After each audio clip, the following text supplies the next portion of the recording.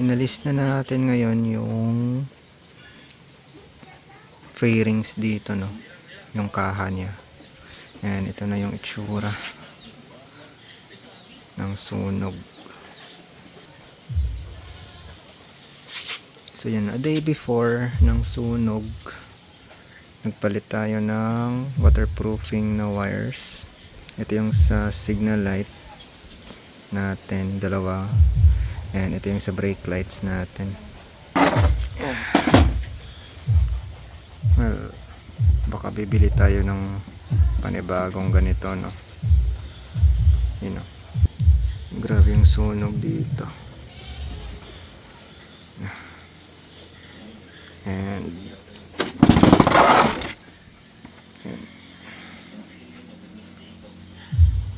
dito okay naman, pero yung ito I think okay pa naman siguro to. May medyo nag-deform lang siya dito. Tapos yan, yung ating 72 volts to 12 volts na DC to DC converter, okay pa naman siya. Yan. Pero ito, yung wiring niya dito, yan dito siya na ano, no. Wait lang, on ko yung flashlight. Yan. Ito, hindi ko sure kung anong, hindi ko na matandaan kung ano to, para saan to. Check na lang natin ulit. So violet plus, ano ba to? Violet plus gray na wire. Then yung kanyang equivalent is ito. Tapos ito, yellow plus blue white. Hindi ko sure kung anong color to yung nasa gitna. Teka, try natin i-trace.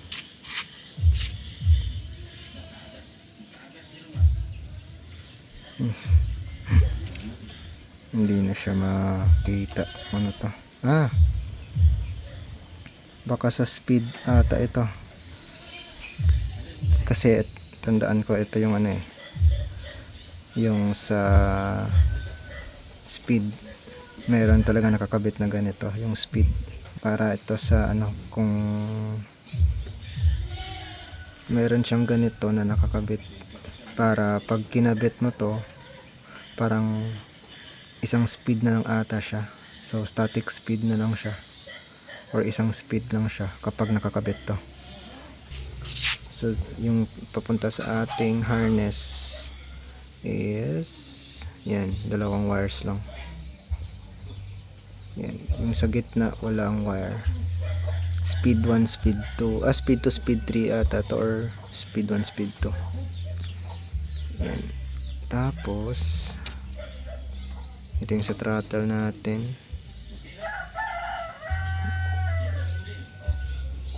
Yan.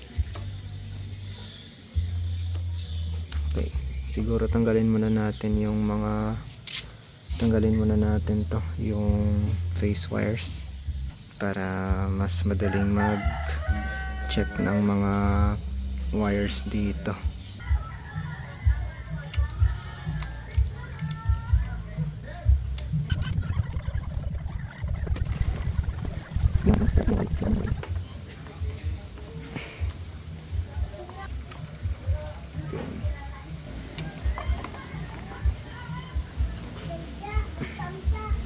Mayroon kasi itong ano eh, cable ties dito. Yan.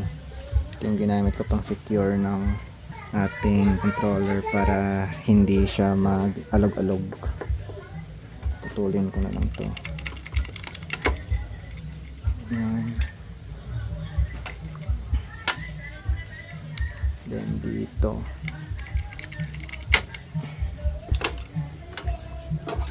Yan. Yan. Galin ko na lang yung DC to DC converter natin. Yan. So ito yung DC to DC converter na wire. Black, tapos dalawang red. Yung manipis na red, ito yung 72 volts. Tapos yung makapal na red, ito yung 12 volts. Yan, tapos ito yung black na wire sa negative niya. So common ground, common na negative wire, tapos ayan, may white pala dito. So yung white thread papunta to sa harness natin. Yung white thread, ito yung 72 volts. Manipis siya na wire.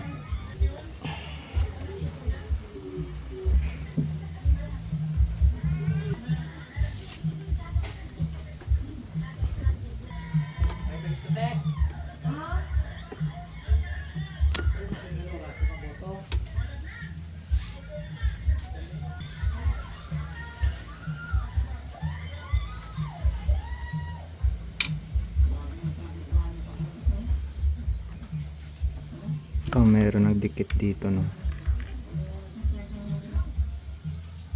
Baka dito nag-start yung apoy siguro. Nagdikit eh.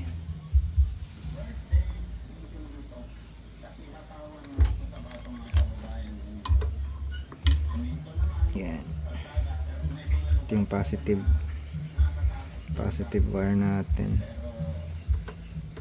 So bumili tayo ng wire sleeve para mas madagdagan ng insulation yung mga wiring, just in case merong mga open wires dito, no. So at least mapoproteksyonan niya pag meron tayong wire sleeve, yung yung fireproof na wire sleeve.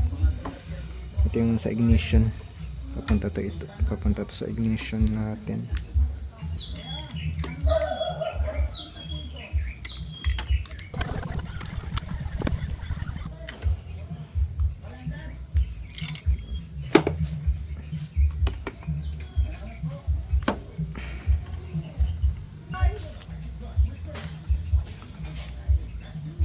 For AWD na wire to ang gamit natin.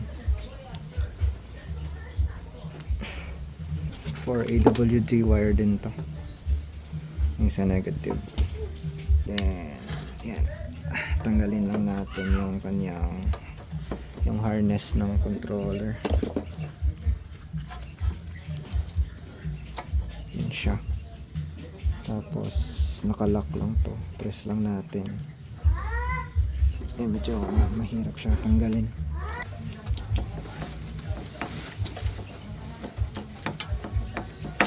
Ang hirap tanggalin. Yan, okay na. Tanggal na natin. So ito yung damage na controller na natin.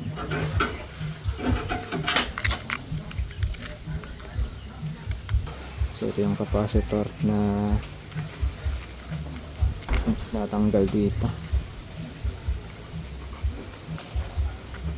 Yung ito yung gamit natin before na Bluetooth adapter. Yung connector niya lang yung nalusaw ata. Pero yung ito mukhang hindi naman siya nasunog, yung wire and ito. Pero hindi ako sure kung gumagana pa to. Pang backup na lang natin just in case, kasi meron namang Bluetooth adapter na dala yung binili natin na controller. May times kasi na hindi compatible yung mga Bluetooth adapter na to sa ibang mga bagong controller natin. And ito yung old natin na controller, wala siyang fins dito. Lang talaga siya, solid lang talaga siya na aluminum ata to. Aluminum block. Wala siyang fins. Unlike dun sa binili natin, meron na siyang fins. So I think yung kanyang heat dissipation is much better dun sa mayroong fins compared sa walang fins. Yan. Always na may yung speed selector niya, always na meron siyang ganito na nakakabit para pwede mo siyang, kung gusto mong static speed lang siya, I think speed 3 lang ata, kung gusto mong speed 3 lang alone, wala siyang speed selector, pwede mong i-plug yung dalawang wire para malaman ng controller na isang speed lang yung gusto mong select. Tapos ito sa throttle, ang throttle natin is green, red, and blue. Green, white, red, and black. Okay. Ito sa ano ata to. Yung ito hindi ko alam. Pero ito yung galing sa ano natin, sa harness natin. Harness yellow, tapos dito is violet. So check na lang natin sa manual mamaya kung para saan pa yung violet. Hindi ko sure kung sa speedometer or sa kalimutan ko. Pero baka speedometer. Yung line speedometer natin. Okay. Next is ano pa ba? Ito meron tayo dito yung galing sa harness ng scooter is white blue yung wire, then dito yung galing sa controller is black and white brown. Okay, baka sa high brake siguro to.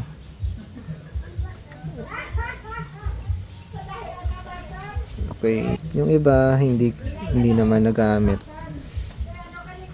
Ito yung alarm, hindi ko to nagamit. Ito yung sa car door ignition natin, white thread yung galing sa harness and orange yung galing sa controller. Ito yung ating breaker, 250 amps na breaker. So pinalitan ko na lang to ng 200 amps na lang para hindi siya mag-over, kasi 200 amps lang naman yung maximum current ng ating motor, 200 amps. So 200 amps na lang yung binili ko, though hindi ako sure kung gumagana pa to. Wala naman siyang sunog talaga, meron lang siyang ayun, dumi lang sa apoy, yung mga abo ata to, yung mga sunog, pero wala naman siyang damage actually. Yung blue wire hindi siya connected. Ay, ito meron pa pala dito. Saan ba to? Okay, tinap ko pala to. Yan, may nagdikit din pala dito. Ito ata yung sa brakes pala, sorry. Ito yung signal wire para sa brakes. Yung galing sa harness natin is yellow. Ito ata yung sa brakes pala, sorry. Kasi dito ako nag-tap before eh. Ang problema kasi sa ating brakes, so kulay puti yung wire na galing sa controller. Tapos yung dito is green yellow yung galing sa harness natin. I think ito yung sa brakes. Ito yung ito yung signal ata. Dito ako nag-tap sa signal ng controller. High brake ata to na linya. So dito ako nagtatap para ma-detect if may nag-brake siya or hindi. Tapos ito, yung extra wire na to is papunta to sa ating brake sa ating dito sa brake light. Yan. Ginawa ko to kasi ito wala nang nasira to, wala nang power dito. Hindi ko alam kung bakit, hindi ko na in-investigate bakit wala nang power dito. Kaya naghanap na lang ako ng wire na pwedeng matapan na kapag nag-brake tayo, meron siyang voltage. So ito yung nakita ko, yung high brake ng controller natin. Dito ako nag-tap. Ayun lang, nagdikit siya dito sa ignition. Yan. Hindi ako sure kung before or after na to ng short yung nangyari, pero yun, nagdikit siya dito. Ayan lang. Ayan, nagdikit siya. So possible na dito nag-start, possible doon sa nagdikit din kanina sa hall sensor nag-start. Yan, nagdikit talaga siya eh. So possible na uminit to, tapos nagdikit sila, or possible na uminit lang to after na nag-start yung sunog. Yun, ganito siya. Pero anyways, nagdikit siya. Yan. Yan lang yung problem natin. So nagdikit siya sa ignition na wire. Okay. So yun, may mga nagdikit na wire, so most probably sa ano talaga, sa wiring talaga yung issue natin. Tapos meron ito, nasunog na dito na part. Need muna natin investigate ito din. Check din natin kung bakit hindi na to gumagana. Yung sa kaibigan ko dito na gumagamit din ng e-bike dito sa Cabanatuan is chinek niya, meron ano eh, binuksan niya yung tape, meron nakakabit dito na diode. So baka may diode rin to, kasi chinek niya hindi na gumagana yung brake lights. Yun, nakita niya na may diode sa loob, and yun, pinalitan niya yung diode, nag okay na. So baka buksan din natin to, check natin if may diode rin dito. Baka yun yung issue din, bakit hindi na gumagana yung ito. Kasi ito talaga yung original na wire para sa brake lights natin. Kung hindi natin makita yung diode dito, buksan din natin yung harness dito. I think kailangan talaga natin buksan yung harness para mapalitan yung wires dito na nasunog. Ito lang yung linya na may ano, ito lang yung linya na may sunog, no. Yung other na wire dito sa harness natin, wala siyang sunog. So possible nga dito talaga, possible nga ito rin yung nag-cause ng ano, ng sunog. Nagdikit yung high brake na line sa ignition na linya. Yung ito na wire, hindi ko naman to ginagamit, pang ano lang to, pang backup lang to, just in case may gusto akong ikabit na accessories and gagamitan siya ng switch. Yung ito okay pa yung mga cables nyo dito. Okay, punitin na lang natin to, no. Total, papalitan naman natin yung wiring nito. Ayan. So wala siya, walang diode dito. Sorry, ito pala dapat ito pala dapat yung binuksan ko. Ito yung sa brake line natin kasi. Ayan na lang natin to.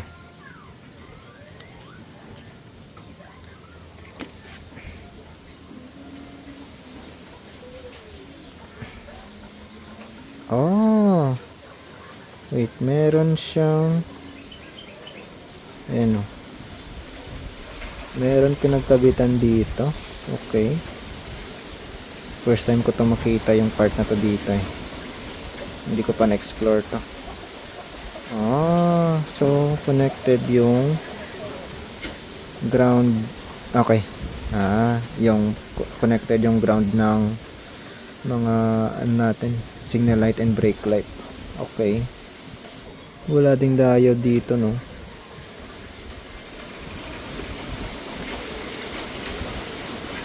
Yan, walang diode dito. No choice, bubuksan talaga natin yung harness, no. Gusto ko sana talagang ma-check to before eh, pero hindi ko na na-explore yung ito, yung dito na part. Ito yung harness niya.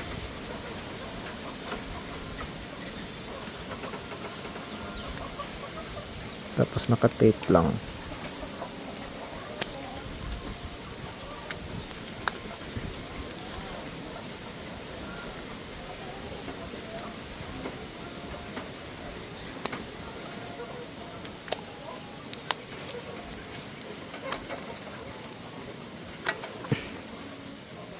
Wala nang kasing lumalabas na voltage sa linya na to dito.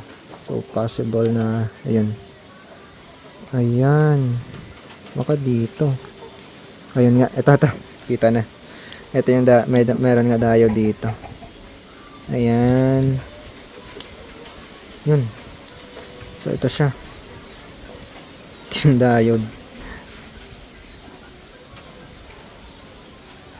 Yun.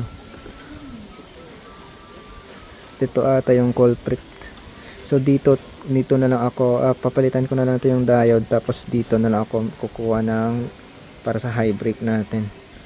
For safety na rin kasi ito may diode dito eh. Kasi before, ayan, kung nakita nyo kanina, doon ako nagtatap sa signal ng high brake sa controller. Although gumagana siya, pero much better na dito na lang kasi ito talaga yung designed for brake light natin. Ayan o, ito yung diode. Sige, palitan na lang natin to. Ba't kasi hindi ko binuksan yung harness ito before? Dapat yung isang side may continuity, tapos yung isang side wala. Pero yan, wala talaga. Both sides walang continuity. Sira talaga. So yan, bibili na tayo ng diode. Tapos ano natin, dito tayo kukuha ng linya sa brake light. So ito yung puting wire na to, tatanggalin natin to, tapos palitan natin ito. Ito no, ito na yung hindi ginagamit ng mga wires. Sige, ano lang natin, harap lang natin muna sa electrical tape.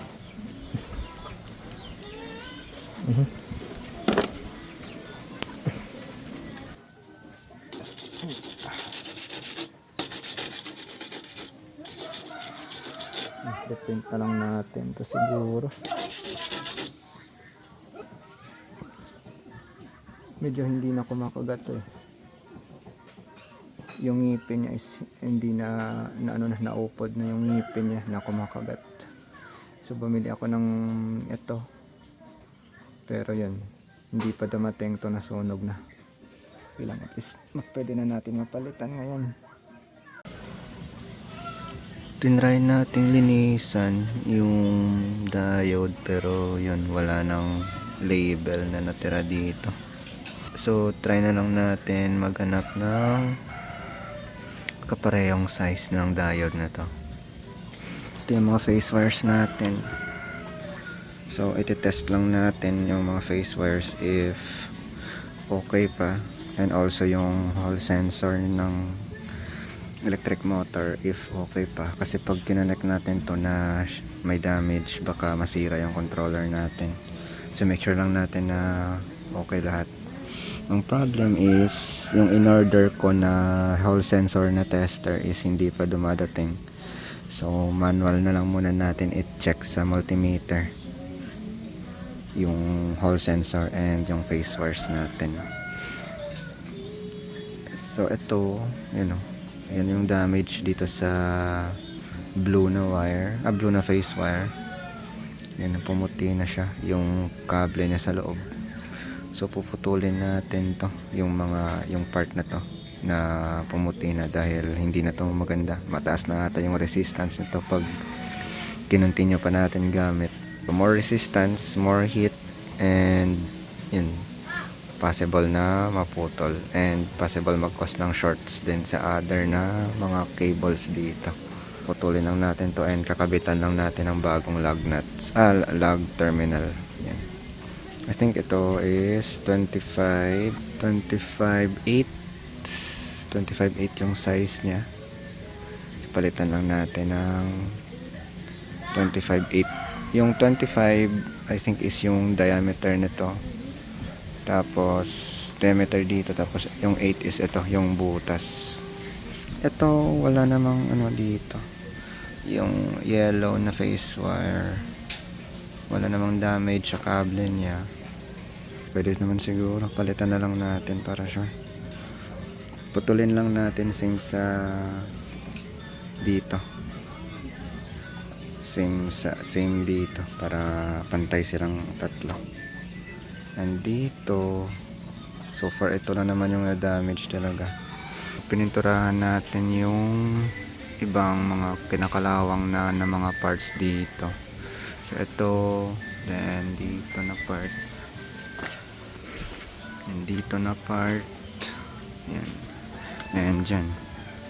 So temporary lang naman na temporary lang naman to na pag spray paint and yung mga dito. Pero next year na natin, pinturahan na natin yung buong buong frame nito. Yan. Wala pa namang part na parang grabe na talaga yung damage ng kalawang. Tapos dito, so magpa 5 years na din. Yan lang ito yung spring ng ating race power na shock. Yan, medyo ano na yung spring niya. Palitin na yung spring.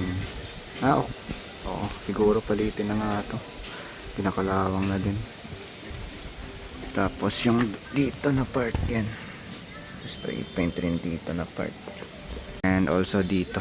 Yan. Yung dito na part. And dito. Yan.